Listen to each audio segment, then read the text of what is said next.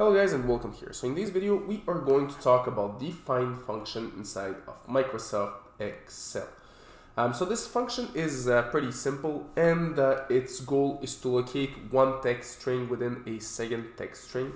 So for example, we're going to look for a letter inside of a word, for example. So here we're going to look for the letter L, here we're going to look for another letter. So the goal here is really to look for a certain text inside of another text.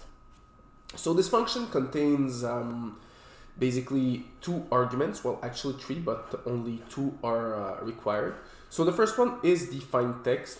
So what is the text that we are looking for? So in this case it's going to be a certain letter, and the second argument will be the within text, which will be in what text we are looking for that element.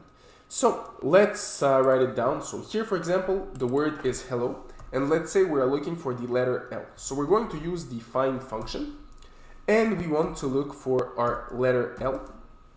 So we're going to enter it inside of those parentheses right here. Then we're going to add a comma, and the second element will be within text. So here we want to look inside of this text for the letter L. And just like that, we know that the letter L is the third letter right here. So we have H-E-L. So we have our first letter L right here. So if we do the same thing for this function right there, and instead of the letter L, we want to look for the letter N, which in this case will be the number 5 because it's the fifth letter. We're going to write it the same way, so it's going to be find. We're going to open up the parentheses. So we're going to look for the letter N, and it's going to be inside of this text right here. And just like that, it will return 5. So this is how we use the find function inside of Microsoft Excel. So if you want to practice, you can just use this table and try to look for other letters, for example, for car, Excel, and for tutorial. So this is how we use the find function inside of Microsoft Excel.